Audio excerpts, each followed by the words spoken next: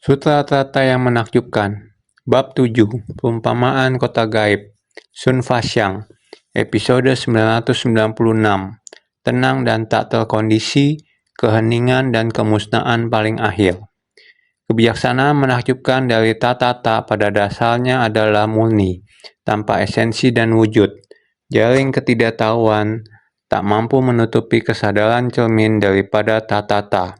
Memantulkan segala fenomena secara setara. Makhluk suci atau awam tiada beda. Dengannya tahu akan kondisi dari Tata adalah kondisi menakjubkan dari Tata. Seperti dikatakan, dalam belajar ajaran Buddha atau meneladani Buddha, awalnya kebijaksanaan yang menakjubkan dari Tata, murni tanpa esensi dan tanpa wujud. Senantiasa dan telah disampaikan seperti ini. Kebijaksanaan dari Tata berada di dalam batin kita, yang demikian adanya. Prinsip kebenaran dari hakiki yang dimiliki setiap orang. Di dunia ini, di alam semesta, tidak lain adalah memiliki prinsip kebenaran masing-masing. Ini semua tanpa esensi dan tanpa wujud. Dengan hakiki Tata, kita semua adalah sama. Ada yang mengatakan, Buddha mengatakan semua orang memiliki hakikat Tata. Tata itu seperti apa? Dapatkah dikeluarkan untuk dilihat? Dapatkah dideskripsikan? Tata itu seperti apa? Tata tanpa esensi dan tanpa wujud. Seperti yang dikatakan orang. Sebagaimana yang saya pikirkan. Kamu berpikir seperti ini. Mari, keluarkan untuk saya lihat. Berpikir itu sebenarnya benda apa? Tidaklah, ini tidak bisa ditunjukkan. Namun saya bisa gambarkan untuk kamu lihat. Ketika digambarkan, itu sudah memiliki bentuk. Kemudian itu menjadi sebuah fenomena yang terkondisi. Tata adalah prinsip kebenaran dari fenomena yang tidak terkondisi. Adalah yang kamu pikirkan dalam pikiran kamu, ide kamu. Ide itu tidak memiliki esensi dan wujud. Harus melalui yang kamu lakukan. Kemudian menjadi fenomena yang terkondisi, atau dari yang tidak terkondisi. Terkondisi adalah sesuatu yang melalui apa yang kita lakukan. Yang kita lakukan ini sesuai dengan ide kita. Ide kita ini ada di mana? Apakah ada di dalam otak Anda? Dalam otak mengapa bisa terisi demikian banyaknya? Kepala kita apakah bisa menyimpan benda? Jika ada sesuatu di sana, harus pergi periksa. Lebih sedikit saja, bahkan sekecil milimeter, sudah menjadi persoalan besar. Kepala adalah bersih, tidak ada apapun. Di samping tubuh yang sudah ada saraf dan jaringannya, tidak ada benda lain. Ini hanya organ tubuh. Sebenarnya ini mampu memikirkan banyak hal. Bukankah gedung pencakar langit juga didesain oleh manusia? Di Dubai ada gedung pencakar langit dengan tinggi 169 lantai. Dalam otak apakah muat 169 lantai? Ini adalah muncul dari impian. Impian dari seorang arsitek gedung. Dari gambar kemudian dikerjakan oleh bagian struktur bangunan. Otak tidak menyimpan apa-apa. Jadi impian itu sesuatu yang kosong. Prinsip kebenaran juga demikian. Sehingga dikatakan bahwa sifat hakiki Tata kita adalah murni tanpa noda. Bukan dengan merusak yang lain. Untuk menciptakannya menjadi sesuatu yang berkondisi, menjadi barang yang berwujud. Kebijaksanaan dari Tata ini tidak akan membangun sesuatu yang sifatnya merusak. Tata adalah demikian murni tanpa noda. Segala prinsip kebenaran yang ada, prinsip kebenaran akan segala sesuatu di alam semesta ini. Semua benda berwujud yang terlihat oleh kita, wujud rupa dari manusia. Kita juga mempunyai aspek fisiologi. Tubuh ini merupakan gabungan dari berbagai organ, sehingga membentuk seorang manusia. Jadi aspek fisiologi ini mengikuti hukum alam, terus mengalami perubahan.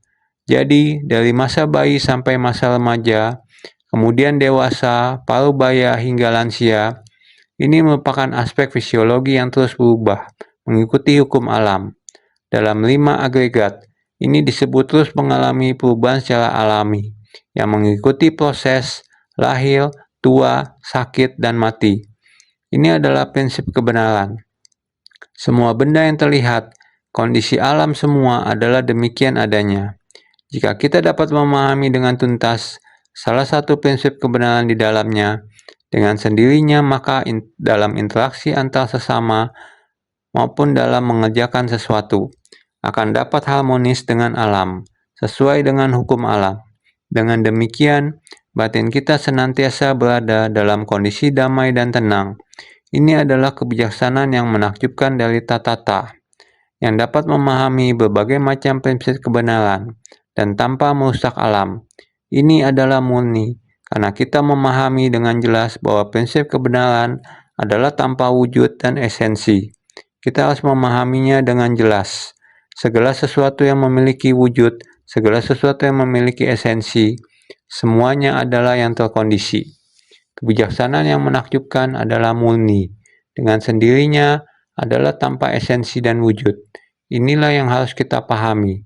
Kita harus benar-benar sangat jelas, karena jika bisa mencapai tahap demikian, dengan sendirinya, jaring ketidaktahuan tidak dapat menutupi kesadaran cermin daripada Tatata. Jika kita bisa jelas, tidak peduli apa jenis ketidaktahuan dari kondisi luar atau apapun yang tersebar di internet, semuanya tidak akan mengganggu batin kita. Sekarang teknologi sangat canggih. Ada sangat banyak yang tersebar di internet, sesuai dengan pikiran manusia yang kacau dan niat buruk. Menulis sangat banyak hal-hal yang tidak nyata dan ilusi dan tidak nyata, yang mengganggu batin manusia. Batin manusia adalah pada dasarnya jaring ini tiada celah, tapi batin kita sendiri yang masuk ke dalam jaring ini. Asalkan setiap orang bisa tenang dan murni, dengan sendirinya kondisi luar tidak akan mengganggu kondisi batin kita. Maka dikatakan, jika kita memiliki kebijaksanaan yang menakjubkan dari Tatata, ini adalah murni dan tanpa esensi dan wujud. Prinsip kebenaran ini dipahami dengan jelas. Dengan sendirinya, jaring ketidaktahuan tidak dapat menutupi kita, tidak dapat menutupi cermin kebijaksanaan dari Tatata. Pada dasarnya, cermin dari Tatata ini adalah murni. Tidak peduli bagaimana kita telah menutupinya lapis demi lapis. Asalkan kita membukanya lapis demi lapis, cermin itu akan tetap sama, begitu terang dan murni. Dengan sendirinya, cermin ini dapat memantul segala fenomena secara setara. Makhluk suci atau awam tiada beda. Ini adalah sisi cermin yang juga sama dapat memantulkan kondisi seperti apa. Apapun dapat dipantulkan dengan jelas dalam cermin, walaupun wujud yang cantik atau jelek akan ada di dalam cermin ini. Setara atau tidak berbeda, kamu adalah orang suci ataupun manusia biasa. Kamu adalah orang kaya atau orang miskin dan rendah, semua tidak berbeda. Tatata yang murni ini ada di dalam cermin bulat yang sempurna ini. Satu persatu akan muncul. Ini adalah kebijaksanaan yang dimiliki setiap orang. Jadi tiada bedanya. Dengannya tahu akan kondisi dari Tatata adalah kondisi menakjubkan dari Tatata. Beberapa hari yang lalu kita sudah membahas kondisi dari kedemikianan dan kebijaksanaan dari kedemikianan. Sebenarnya inilah Tatata kita. Murni bersih tidak ternoda, dikumpulkan dalam kondisi sifat hakiki Tatata kita. Itulah cermin bulat yang sempurna. Demikianlah mempelajari ajaran Buddha, memahami semua wujud kondisi luar. Apapun prinsip kebenaran harus dipahami dengan tuntas. Segala fenomena terkondisi, segala dharma terkondisi, dapat diciptakan oleh manusia. Semua ada dalam ide kita. Ide ini menerima keinginan dari luar, menarik kita keluar dari impian. Kesalahan dari sebesit pikiran menyimpang. Impian direplikasi terus-menerus, dilukiskan dalam banyak warna yang berbeda, disesuaikan dengan benda yang mau dikejar orang. Baik itu apa saja benda yang dilihat, tidak lain adalah diciptakan, menimbulkan nafsu keinginan manusia. Demikianlah seperti ini. Tiada henti, reproduksi, menyeret. Oleh karena itu di bumi saat ini, bumi telah mengalami kerusakan yang sangat parah. Baik itu gunung, sungai, atau laut yang luas dan tak terbatas. Lautan juga sudah tercemar. lautan yang luas dan tak terbatas. Ekologi juga telah berubah. Kehancuran buatan manusia, pencemaran ekologi buatan manusia, bumi dan gunung-gunung juga telah dirusak. Oleh karena itu, banyak diantaranya karena keinginan manusia, sehingga dari langit sampai ke bumi, sampai ke sungai dan laut, tidak ada satu tempat pun yang tidak merupakan idealisme manusia untuk dihancurkan. Tapi semuanya diciptakan oleh manusia. Semua bersumber dari kegelapan batin. Noda batin bodi mendasar. Noda batin pada dasarnya adalah bodi, hanya sebersit pikiran yang menyimpang. Berubah menjadi kegelapan batin. Tidak ada yang tidak diciptakannya. Inilah dharma yang ingin disampaikan Sang Buddha kepada kita. Sesungguhnya, ketika kegelapan batin diubah, akan menjadi bodi. Bodi adalah pencerahan. Pencerahan ini juga berasal dari sebersit kegelapan batin, sehingga menjadi berbagai kerisauan. Ini adalah siklus yang ada di dunia kita. Maka dapat dikatakan sebagai bertumimba lahir dalam 6 alam kehidupan, dan kondisi kehidupan dari 4 jenis kelahiran. Melihat begitu banyak hewan, semuanya memiliki hukum karmanya sendiri. Melihat begitu banyak wujud penderitaan di dunia, semuanya memiliki sebab dan kondisi pendukungnya sendiri, dan terlahir ke dunia di luar kendali diri sendiri, dan mengalami banyak frustasi dan penderitaan. Dari sebab dan kondisi dunia, semua ini karena sebersit niat yang muncul seketika. Sang Buddha ingin kita memahami dengan tuntas. 49 tahun membabalkan Dharma adalah untuk menganalisa agar kita bisa memahami, tetapi waktunya terlalu singkat dan usia Sang Buddha terlalu pendek, sehingga Dharma tidaklah lama berada di dunia. Melihat Buddha Mahabibha Janabibu hidup di dunia selama 5.400.000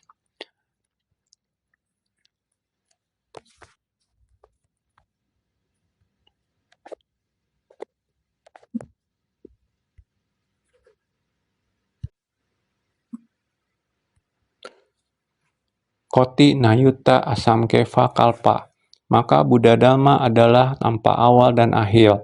Ajaran Buddha yang sesungguhnya sudah diwariskan sejak zaman Buddha Mahabibha Janabibu, Buddha Sakyamuni. Pada zaman Buddha Mahabibha Janabibu telah mendengarkan sutra teratai, terus-menerus tanpa hentinya membina diri, ke atas mencari jalan kebudaan, ke bawah membimbing para makhluk, selalu menampakkan wujud luar di dunia ini, benar dan nyata tanpa wujud dan tanpa rupa atau animita. Sejak masa kalpa sebanyak butiran debu di seluruh alam semesta, kalpa sebanyak butiran debu di seluruh alam semesta. Sebelum masa tanpa awal kalpa sebanyak butiran debu di seluruh alam semesta. Dharma yang telah didengar dalam waktu pembinaan diri terus diwariskan dari kehidupan ke kehidupan, tidak dapat dihitung lamanya. Bahkan ahli matematika dan murid-muridnya pun tidak dapat sanggup menghitungnya. Sangat lama. Ini berarti prinsip kebenaran telah ada sejak masa tanpa awal. Siklus kelahiran dan kematian fragmentaris. Pariceda jala malana. Kelahiran dan kematian di kehidupan demi kehidupan, tergantung pada sebab musabab atau nidana, di mana makhluk hidup membutuhkan, maka balasan karma lingkungannya akan berada di sana, menampakkan citra pembinaan diri. Dia melakukan semua ini hanya untuk mengajar dan membimbing kita. Jadi kita harus benar-benar memahami sampai tuntas prinsip kebenaran. Jangan terikat oleh prinsip kebenaran. Prinsip kebenaran adalah prinsip kebenaran yang hidup. Prinsip kebenaran yang diajarkan oleh Sang Buddha.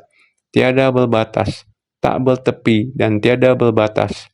Segala prinsip kebenaran sudah tercakup di dalamnya, di dalam setiap kalimat yang beliau ucapkan. Sebagai praktisi Buddhis, pikiran kita harus murni. Dengan pikiran yang murni, baru bisa muncul kebijaksanaan agung, cermin sempurna, atau adarsa jana. Jika kebijaksanaan agung cermin sempurna atau adarsa jana muncul, maka tidak peduli seberapa luas kondisi cermin yang kecil ini. Kebijaksanaan agung cermin sempurna atau adarsa jana telah sempurna. Kebijaksanaan ini telah mencerminkan kondisi yang sangat luas. Segala masalah dan benda-benda langit ruang angkasa, semuanya diterima dalam kebijaksanaan menakjubkan yang sejati. Oleh karena itu, kita harus bersungguh hati. Naskah sutra sebelumnya mengatakan demikian. Bhagavan dengan kebijakan besar yang mengagumkan, demi menyelamatkan para makhluk, menghabiskan berkoti tahun yang tak terhingga, hingga akhirnya mencapai kebudaan. Segala ikrar telah disempurnakan. Bagus sekali. Keberuntungan yang tiada tara. Bhagavan sungguh langka. Duduk selama 10 kalpa kecil. Sutra Tatai Bab 7, Bab Perumpamaan Kota Gaib. Bhagavan dengan kebajikan besar yang mengagumkan. Sudah pernah dikatakan, membina diri memerlukan waktu yang panjang dan lama. Buddha Mahabiba Jana Bibu, sejak masa tanpa awal, dari tanpa awal. Kalpa sebanyak butiran debu tanpa awal, yaitu terakumulasi untuk waktu yang lama. Demikian membina diri. Pada dasarnya orang bisa menyebarkan prinsip kebenaran, agar prinsip kebenaran ini di dunia, prinsip kebenaran ini dibabalkan satu persatu.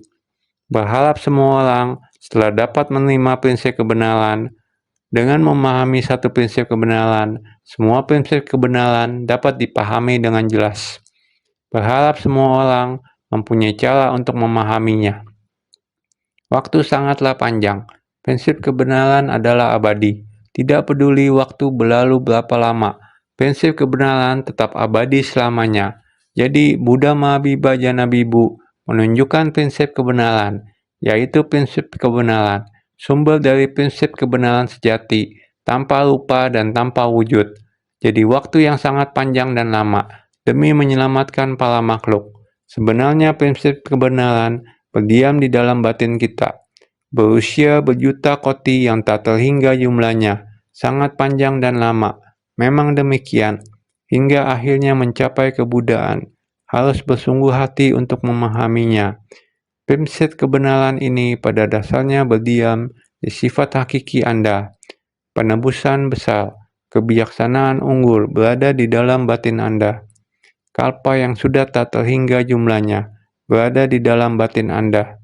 Akan tetapi, harus dengan kesungguhan hati untuk memahaminya. Mencari kembali tata kita di jalan pencerahan ini, mencari di dalam batin kita. Setiap manusia memiliki stupa di puncak gunung Nasal. Setiap manusia hendaknya melatih diri di dalam stupa. Kita harus melewati periode waktu ini dengan benar-benar bersungguh hati, baru bisa mencapai kebudaan. Menemukan tata kita, yaitu disebut telah mencapai kebudaan, mendapat prinsip kebenaran. Dengan begini disebut tercelahkan. Segala ikrar telah disempurnakan. Semua dhamma yang telah dihayati telah sempurna. Sangat bagus, bagus sekali, sungguh sangat bagus. Tidak bisa dijelaskan dengan kata-kata. Bagus sekali, keberuntungan yang tiada tara. Bhagavan sungguh langka, telah mencapai kebudaan dan maha sadar, adalah sangat langka di dunia. Sebenarnya setiap orang memilikinya. Duduk selama 10 kalpa kecil, batin harus tenang. Begitu duduk membutuhkan waktu yang lama. Barusan saya masuk sampai sekarang, kalian sudah duduk berapa menit? Lama tidak? Sangat lama. Kenapa bisa begitu lama? Kaki pun sudah sakit. Duduk berapa lama? Berapa puluh menit pun berteriak lama. 10 kalpa kecil tetap diam, damai tak bergerak. Itu adalah prinsip kebenaran yang ada selama-lamanya. Batin harus tenang, menenangkan batin. 10 kalpa kecil, kalpa sebanyak butiran debu. Batin kita jika selamanya bisa tenang, seberapa tenang? Mari, naskah sutra selanjutnya mengatakan, tubuh, tangan, dan kaki diam dan damai tak bergerak. Batin senantiasa berada dalam kondisi tenang dan diam, tidak pernah kacau, mencapai keheningan dan kemusnahan yang paling akhir dan selamanya. Berdiam dengan tenang dalam dharma tanpa kebocoran. Sekarang melihat Bhagavan secara aman dan damai mencapai kebudaan. Sutra Tatai Bab 7, Bab Perumpamaan Kota Gaib. Kondisi yang teramat indah, bagus sekali, sangat indah, juga merupakan kondisi yang penuh keberuntungan. Tubuh dan batin kita tenang dan diam. Tubuh kaki, jika kita bisa duduk dengan tenang dan batin yang tenang, seluruh tubuh juga dalam keadaan samadhi. Ini menandakan pandangan kita, pemikiran kita. Diri sendiri terus berkeliaran di luar. Sebersit niat yang keliru terus muncul sangat banyak. Saat kita duduk, batin harus difokuskan. Pandangan dan pemikiran batin kita telah terkumpul kembali. Saat sedang bernapas, menghitung dan sadar akan pernapasan, mata memperhatikan hidung, hidung memperhatikan batin. Napas kita masuk dan keluar, telah sepenuhnya tenang.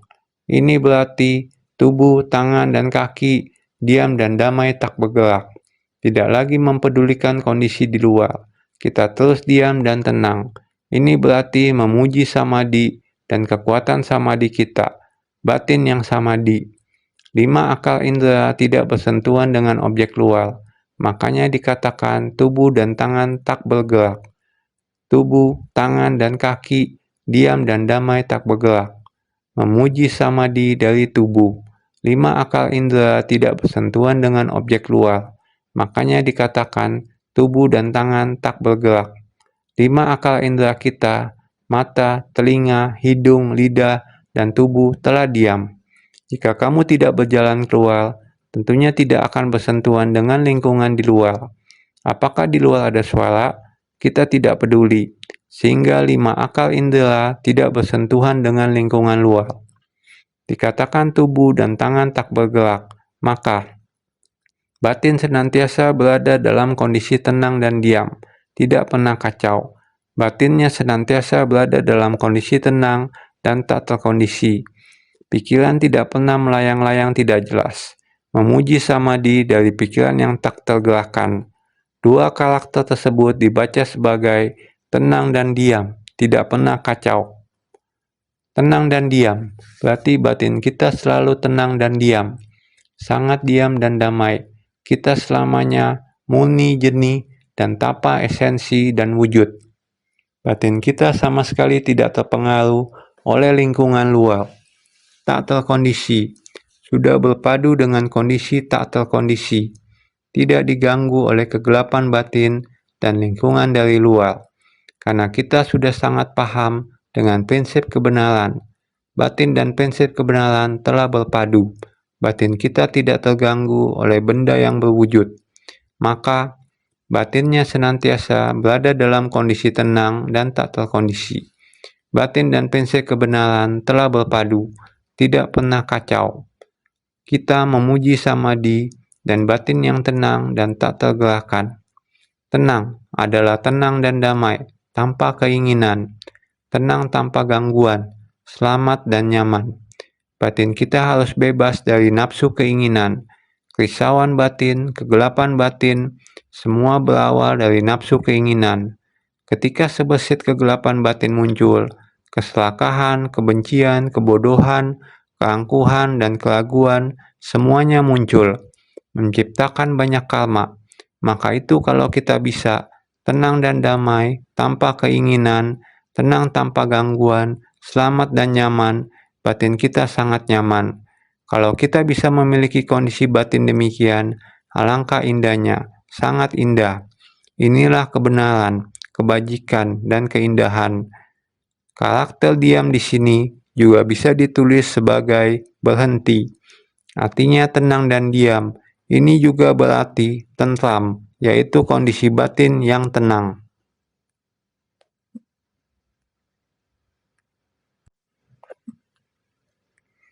Diam juga ditulis sebagai berhenti. Juga tentram adalah tenang dan jernih.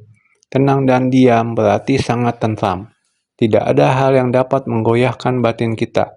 Kita harus bebas dari nafsu keinginan, tak terkondisi, dan tiada nafsu keinginan.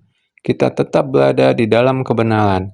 Esensi dari sifat hakiki adalah tidak ternoda. Maka itu disebut sebagai tenang, diam, tentram. Bila disimpulkan, kita kembali kepada kondisi batin yang tenang dan jernih. Kalau kita bisa tenang dan diam dalam kehidupan sehari-hari, kalau kita bisa melewati hidup yang tenang dan diam, tanpa nafsu keinginan, tanpa noda, Ini adalah pelatihan diri kita. Pelatihan diri berarti sehari-hari kita berada di dalam kondisi batin yang tenang dan jernih. Batin kita selalu tentram dan tidak terganggu oleh kondisi luar dan sebagainya.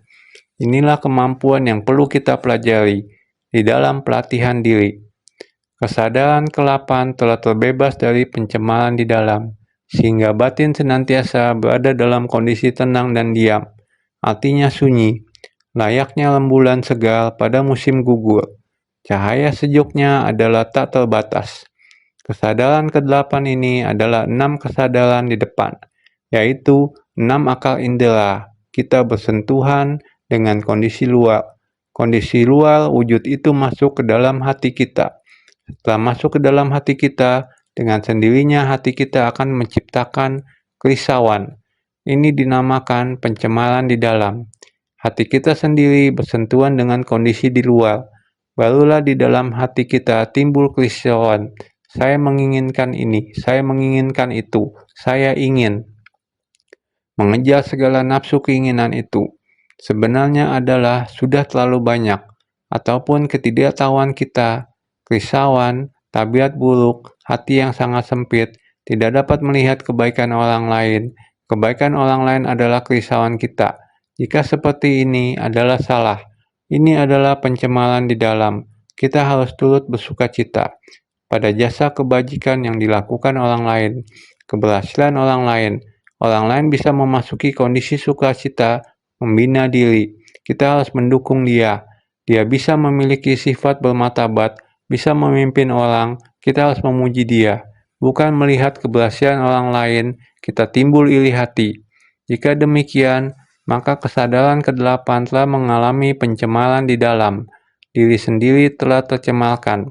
Jadi, kesadaran ke-8 harus terlepas dari pencemaran di dalam, harus terlepas dari yang mencemari, sehingga batin senantiasa berada dalam kondisi tenang dan diam. Keberhasilan orang lain, pujian, sukacita, bukan dengki, harus bisa seperti ini. Menyebarkan Buddha Dharma adalah harus. Mendukung setiap orang bisa mendapatkan Buddha Dharma.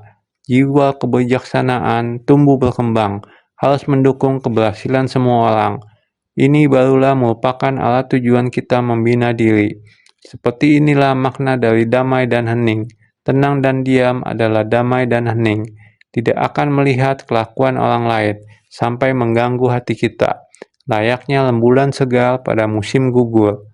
Bagaikan rembulan pada musim gugur, pancaran cahaya yang sangat sejuk, cahaya bulan, langit yang sangat cerah, menerangi bumi, namun cahayanya tidak terasa panas. Dengan demikian menunjukkan, kesadaran ke-8 telah terbebas dari pencemaran di dalam, sehingga batin senantiasa berada dalam kondisi tenang dan diam. Pencemaran di dalam, sebenarnya berapa banyak hal menyebabkan pencemaran adalah mata, telinga, hidung, lidah, tubuh, dan pikiran. Ini disebut 6 akal indera, bersentuhan dengan kondisi luar. Kembali memasuki kesadaran ke-7 kita, yang disebut sebagai manas vijana. Itulah pemikiran, impian, perenungan. Perenungan ini dengan memasukkan kondisi luar ke dalam batin, bersungguh hati memikirkannya. Orang-orang mengatakan, hitung dengan sungguh hati.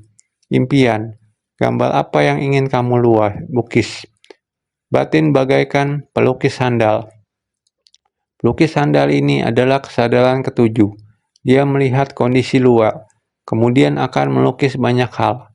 Inilah kesadaran ke-7 yang menciptakan, yakni yang sebelumnya mata, telinga, hidung, lidah, tubuh. Kesadaran ke-6 menciptakan banyak karma buruk. Dikumpulkan kemana perginya. Kesadaran alaya adalah kesadaran ke-8. Ketika batin tercemar oleh keinginan, jadi hal-hal yang tercemar yang diciptakan ini, yang diciptakan di luar menjadi benih, yang kemudian disimpan dalam alaya vijana. Ini disebut kesadaran ke-8. Kesadaran ke-8 ini, alaya vijana, juga adalah kesadaran yang ternoda. Tiada sesuatu pun yang terbawa pergi sewaktu mati, hanya karma yang menyerta.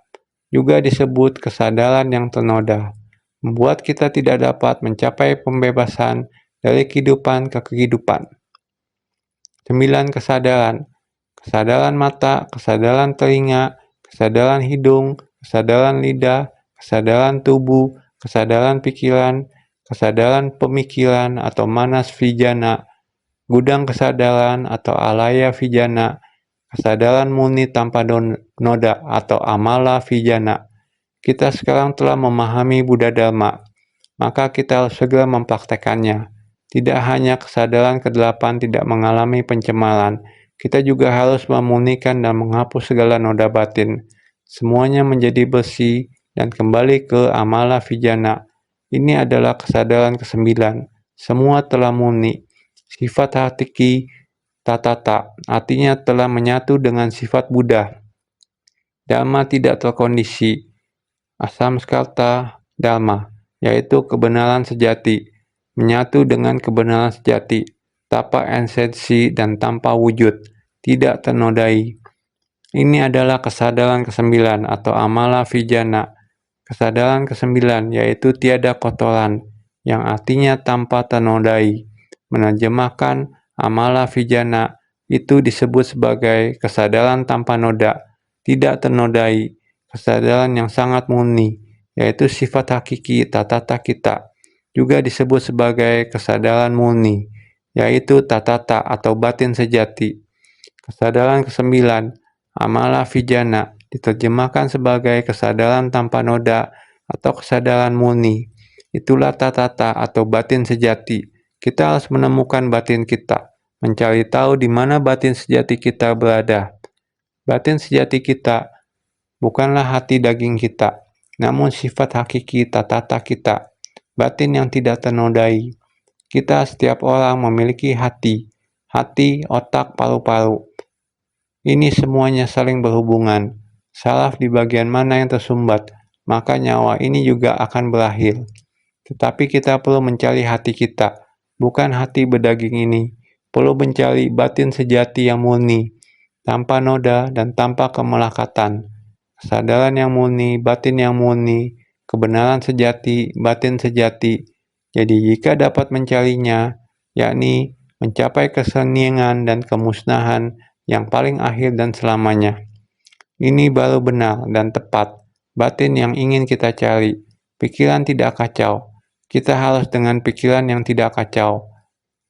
Niat pikiran yang sangat tenang. Kita harus bisa tidak berhenti untuk terus kembali pada sifat hakiki kita yang demikian adanya. Jalan yang demikian seharusnya dijalani, baru mampu mencari yang benar dan tepat, keheningan dan kemusnahan yang paling akhir dan selamanya. Niat pikiran ini awalnya adalah demikian hening dan tenang, selalu hening dan tenang, batin yang sangat tenang, sangat murni, mencapai keheningan dan kemusnahan yang paling akhir dan selamanya. Akhirnya mampu menghapus akal dari ketidaktahuan dan delusi untuk selamanya, serta merealisasikan Mahaparinirvana, telah mencapai prinsip kebenaran yang mana ikatan perasaan telah pun terkuras habis. Belajar hingga tiada perasaan lagi telah berdana. Ini yang dikatakan paling akhir. Begitu merealisasikan jalan ini, akan berlanjut hingga akhir dari segala masa, maka dikatakan selamanya. Akar dari dua rintangan sekarang telah lenyap, dikatakan hening. Buah balasan berupa dua jenis samsara telah berakhir, dikatakan musnah. Demikianlah. Akhirnya mampu menghapus akar dari ketidaktahuan dan delusi untuk selamanya. Ketidaktahuan dan delusi terhadap kita. Ketidaktahuan dan delusi ini sangat merusak sekali. Kita selalu timbul keraguan terhadap prinsip kebenaran yang benar dan nyata. Kita timbul keraguan dalam hubungan antar sesama. Sangat sulit mempercayai orang. Ini dalam kehidupan membuat kekacauan di dunia. Seperti ini, ada kalanya satu kata ingin disampaikan. Apakah orang ini bisa hanya dengan satu kata menjadi gosip? Baik atau buruk tidak dapat dibedakan dengan jelas, menciptakan banyak kegelapan batin. Ini adalah delusi yang dimaksud. Benar dan salah tidak mampu dibedakan. Ini disebut orang tanpa kebijaksanaan. Setiap orang adalah demikian. Hal yang harus dilakukan. Kadangkala diingatkan terus, dipesankan terus, hati yang tulus. Prinsip kebenaran adalah demikian. Harus berhati-hati mengucapkan kata-kata. Baru tidak disalahartikan, salah pengertian. Karena terhadap orang kita melakukan sesuatu dengan tulus, akan tetapi sedikit menyimpang akan disalahartikan, salah pengertian, akan salah menjelaskannya, akan mendatangkan banyak sekali rintangan, sehingga inilah batin manusia menjadi kacau. Kita harus membina diri, harus bersungguh hati, menemukan kebijaksanaan kita, sifat hakiki tatata. Bagaimana antar sesama dapat saling berbagi niat pikiran ini?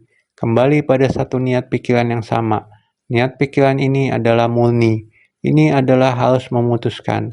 Akal delusi yang ditimbulkan oleh ketidaktahuan baru bisa merealisasikan Mahapalanirvana, sehingga telah mencapai prinsip kebenaran yang mana ikatan perasaan telah pun terkuras habis, sempurna.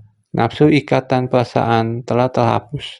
Segala ketidaktahuan telah memahami sampai tuntas. Seperti air yang kotor telah dijernihkan, kekotoran telah tiada, telah kering, berubah menjadi air dharma yang murni yang berada di dalam batin. Sehingga kita harus mempelajari, belajar hingga tiada perasaan lagi telah berdana. Sumbangsi kamu, niat kita yang ingin bersumbangsi juga tidak merintangi kita untuk bersumbangsi. Lakukan apa yang sepatutnya kita lakukan. Pikiran tidak melekat pada berapa banyak yang telah kita lakukan. Demikian berbuat sampai luar dalam sama sekali kosong. Kosong sampai memperlihatkan pamungkas dari kekosongan dan keberadaan yang menakjubkan. Ini baru dapat kembali pada kesadaran kesembilan. Sehingga begitu merealisasikan jalan ini akan berlanjut hingga akhir dari segala masa. Maka sebut selamanya, masa lalu yang tiada akhir, masa mendatang yang tiada akhir, sehingga disebut selamanya, keningan dan kemusnahan yang selamanya. Mencapai keningan dan kemusnahan yang paling akhir dan selamanya. Selamanya adalah masa lalu yang tiada akhir, masa mendatang yang tiada akhir. Batin kita berdiam tidak tergoyahkan, tiada kebocoran, tiada ketidakmurnian, tiada tercemari oleh kekotoran, sehingga berdiam tidak tergoyahkan. Ini adalah kita harus bersungguh hati. Akal dari dua rintangan sekarang telah lenyap. Dua rintangan adalah rintangan kerisauan, rintangan pengetahuan. Ini adalah segala kerisauan dan ketidaktahuan, termasuk pengetahuan kita. Banyak pengetahuan. Rintangan ini kita juga harus melenyapkan. Jangan katakan pengetahuan saya seberapa tinggi. Saya mendapat beberapa gelar doktor. Ini adalah merupakan rintangan kita. Bisa menjadi sombong, hati yang angkuh. Rintangan pengetahuan ini, dia akan menolak prinsip kebenaran, sehingga dikatakan rintangan kerisauan, rintangan pengetahuan. Kedua jenis ini harus dilenyapkan, adalah telah lenyap, harus dilenyapkan, disebut hening, hening selamanya. Buah balasan berupa dua jenis samsara telah berakhir. Dua jenis samsara, siklus kelahiran dan kematian fragmentaris, siklus kelahiran dan kematian perubahan, semua harus diputuskan. Ini disebut lenyap, sehingga berdiam dengan tenang dalam dharma tanpa kebocoran. Semua ada pada dharma tanpa kebocoran, sangat tenang dan tentram. Berdiam pada dharma tanpa kebocoran yang menakjubkan, yaitu tatata, sifat hakiki kita yang murni. Mengubah dharma tercemar yang terkondisi. Dharma yang terkondisi, yaitu ada dilakukan. Seluruhnya adalah pahala kebajikan dari kemurnian bawaan. Mengubah yang terkondisi menjadi tak terkondisi, yaitu berpadu dengan prinsip menakjubkan dari tatata. Ini adalah pahala kebajikan dari kemurnian bawaan, yaitu dharma tak terkondisi. Dinamakan berdiam dengan tenang dalam dharma tanpa kebocoran. tanpa kebocoran, yaitu prinsip kebenaran tidak bocor. Berdiam dengan tenang dalam dharma, tanpa kebocoran, dengan aman dan damai, berdiam dalam dharma menakjubkan yang tanpa kebocoran, dapat merubah dharma tercemar yang terkondisi, seluruhnya menjadi pahala kebajikan dari kemurnian bawaan. Makanya dikatakan, berdiam dengan tenang dalam dharma tanpa kebocoran. Sekarang melihat Bhagavan secara aman dan damai mencapai kebudaan. Sekarang kita semua sudah melihat Bhagavan tetap tenang, sudah mencapai kebudaan, sehingga semua orang bersukacita. Menunggu saat ini sudah 10 kalpa kecil, menunggu waktu yang begitu panjang. Sekarang melihat Bhagavan secara aman dan damai mencapai kebudaan. Kami sekalian pada saat sekarang ini dapat melihat Bhagavan tetap tenang, tertutup dan hening setelah mencapai kebudaan. Buddha Mahabibha Jana Bibu memperlihatkan wujud mencapai kebudaan. Sebenarnya, proses mencapai kebudaan adalah demikian. Prinsip kebenaran adalah penuh keleluasaan. Sebenarnya adalah sama. Kebijaksanaan agung cermin sempurna adalah di atas, tertutupi oleh selapis demi selapis kegelapan batin. Asal kita berupaya, selapis demi selapis dibukakan. Kebijaksanaan agung cermin sempurna masih ada. Ini tergantung kita sebagai praktisi. Apakah ada senantiasa lebih bersungguh hati?